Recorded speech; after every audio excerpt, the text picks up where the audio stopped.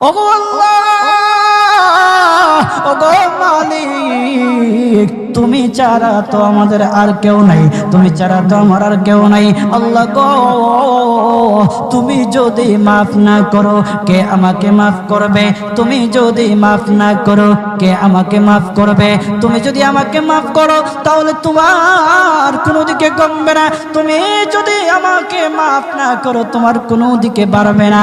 আল্লাহ গো, তুমি আমাকে মাফ করে দাও। সারাটা জীবন অন্যায় কাজ করেছি, সারাটা জীবন নাফরমানি করেছি, আমার কাছে কালেমার দাওয়াত কম আসে নাই, আমার কাছে কালেমার দাওয়াত কম আসে নাই, আমাকে লোকেরা কম বোঝায় নাই। ওগো আল্লাহ, তুমি আমাকে মাফ করে দাও। মাফ না করলে কোথায় যাব, কার কাছে যাব? বাবা যখন মারে তখন মার কাছে আশ্রয় নেওয়া যায়, মা যখন প্রহার করে তখন বাবার কাছে আশ্রয় নেওয়া যায়, বাবা মা যখন প্রহার করে তখন দুনিয়ার কারো না কারো কাছে আশ্রয় নেওয়া যায়। ওগো আল্লাহ,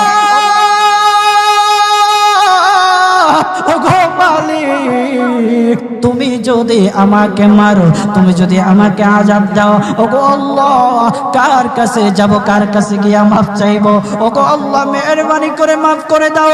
এইরকম কান্না করতেছে, কান্না করতেছে, চোখের পানি তার এমন ভাবে পড়তেছে, দাড়ি ভিজতেছে, দাড়ি ভিজে জমিনের মধ্যে চোখের পানি পড়তেছে, কান্না করতেছে। বান্দাটা কান্না করতে করতে করতে করতে আমার আল্লাহর কাছে এমন গ্রহণযোগ্যতা অর্জন করেছে, মহান আল্লাহ রাব্বুল আলামিন তার ডাকে সাড়া দিয়া তার জিন্দেগির সব গুনাহ মাফ করে দিয়েছেন। হযরত মূসা আলাইহিস সালাতু ওয়াস সালামের যুগের ঘটনা। একজন বড় পাপিষ্ট ছিল, জীবনে এমন কোন গুনাহ নাই যে গুনাহ সে করে নাই।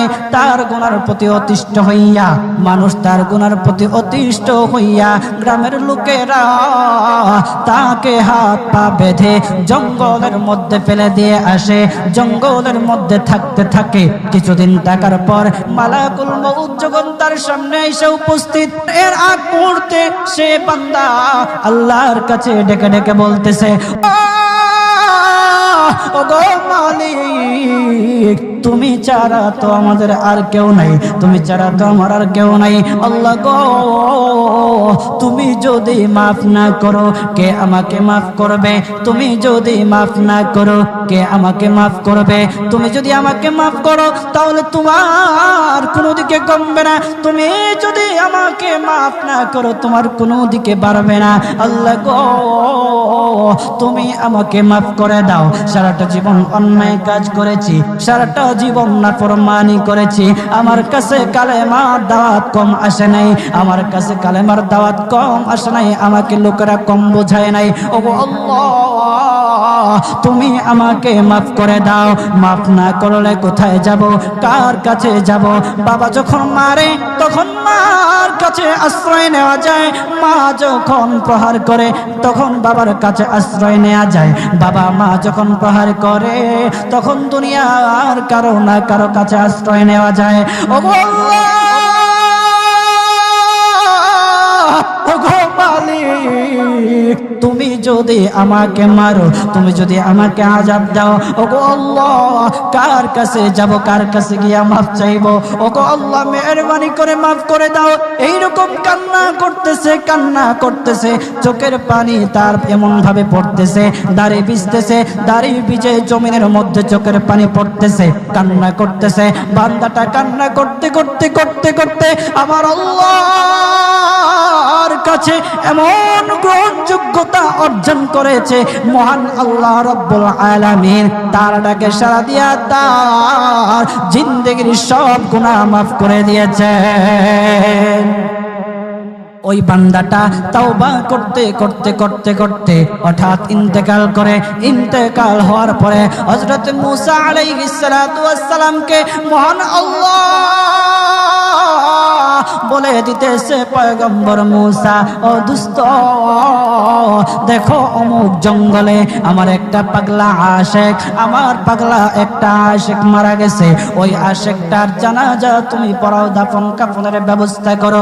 ও মূসা, আর তুমি একটা ঘোষণা দিয়ে বলে দাও, একটা ঘোষণা দিয়ে দাও মূসা রে, ও মূসা, তুমি ঘোষণা দিয়ে বলে দাও যে আমার এই বান্দার জানাজার নামাজে অংশগ্রহণ করবে, মহান আল্লাহ তার জীবনের সব গুনাহ মাফ করে দিবে। আল্লাহু আকবার। আরো জোরে বলেন না আল্লাহু আকবার, আরো জোরে বলেন আল্লাহু আকবার। হাত উঠায়া বলেন আল্লাহু আকবার, আল্লাহু আকবার।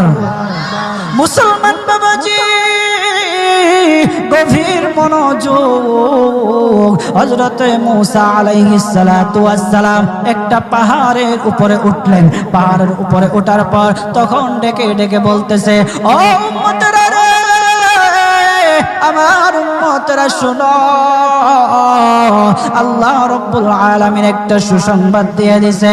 আমার আল্লাহ রাব্বুল আলামিনের একটা আশিক, একটা ওই অমুক জঙ্গলের মধ্যে মারা গেছে, ওই পাগলা আশিকের জানাজার নামাজ অংশগ্রহণ করো। যদি জানাজার নামাজ পড়ো, তখন আমার আল্লাহ তোমাদের জীবনের সব গুনাহগুলি মাফ করে দেবে।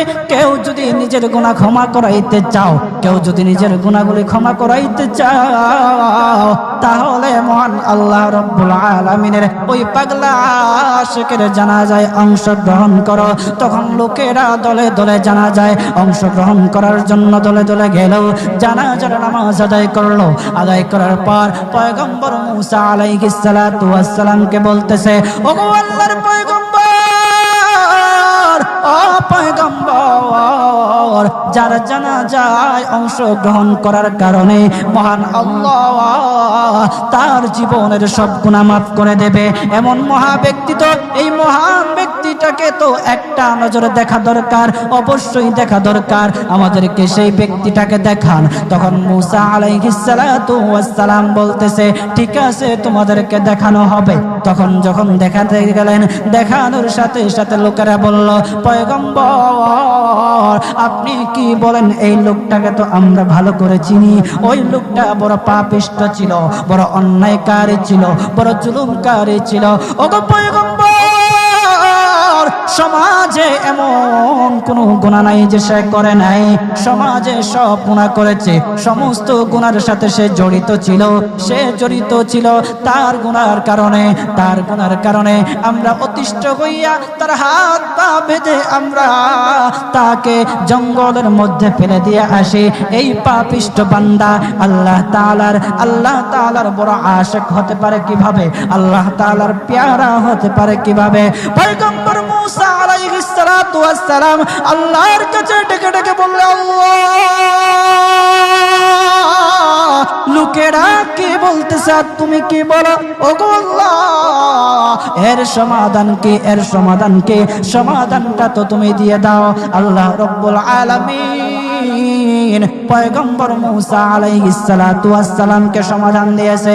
বলতেছে, ও মূসা, দুষ্ট রে, ও দুষ্ট, তারা যা কথা বলেছে, লোকেরা যে কথা বলেছে সত্য বলেছে, আমি আল্লাহ যা বলেছি তাও সত্য বলেছে। ও পয়গম্বর মূসা, তারা যা বলেছে সত্য বলেছে।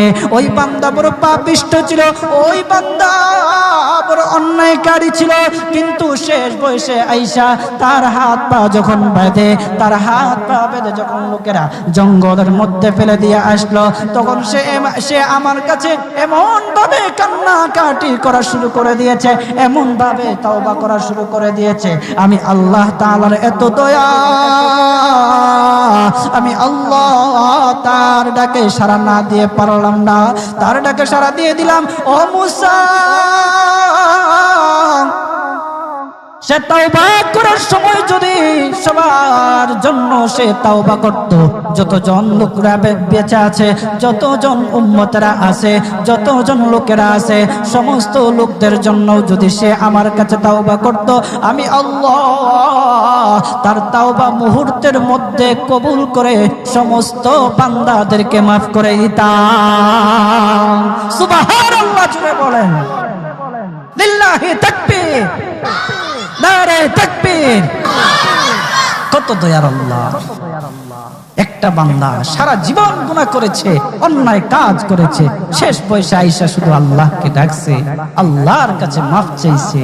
আমার আল্লাহ রব্বুল আলামিন তার পিছন দিকে আর তাকায় নাই, আমার আল্লাহ রব্বুল আলামিন তাকে মাফ করে দিয়েছে। সুবহানাল্লাহ।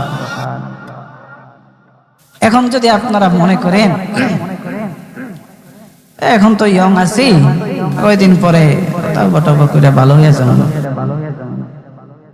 এই সুযোগ আপনি নাও পাইতে পারেন। যাদেরকে বলা হয়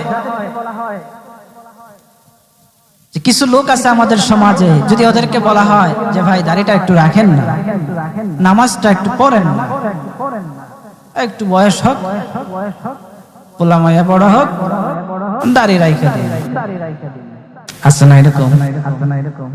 আপনি কি বিশ্বাস করেন আপনার পোলা মাইয়া বড় হইব? সেই সুযোগ আপনি পাবেন? কতটুকু গ্যারান্টি আছে বলেন? বাবার আগে ছেলে চলে যায়, ছেলের আগে বাবা চলে যায়, আবার নাতির আগে দাদাও চলে যায়, আর দাদার আগে নাতিও চলে যায়। ও বাজার, সময় নেই, সময় নেই। গভীর মন দিয়ে একটু চিন্তা করেন, চোখটা বন্ধ করেন। মাঝে মধ্যে আমার এমন উপলব্ধি হয়, চোখটা যখন বন্ধ করে দেই, বন্ধ করে দিয়ে যখন চিন্তায় লাগে, তখন মনে মনে ভাবি, হায় রে, এত কিছু কার জন্য করতেছি? এই মুহূর্তে যদি মালাকুল মউত আমার সামনে আইসা যায়, আমাকে নিয়ে যায়, আমি তো সাদা কাফনের প্যাকেট পেয়ে যাব। এই সম্পদ নেয়ার জন্য, আমার জিনিসপত্র নেয়ার জন্য আমার আত্মীয় স্বজনরা খাড়াখাড়ি করে, আমি কার জন্য কি করতেছি? অন্তরটা তখন ফেটে যাওয়ার মতো।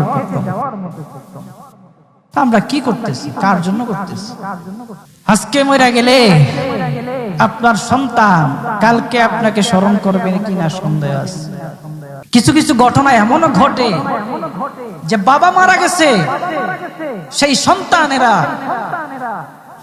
সম্পত্তি বন্টন করার জন্য বাবার লাশটা পর্যন্ত দাফন করতে দেয় না। আমাদের সমাজে এগুলো দেখা যায় না?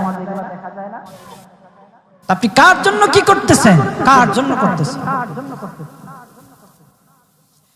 কি করিলাম দুনিয়াতে আসিয়া,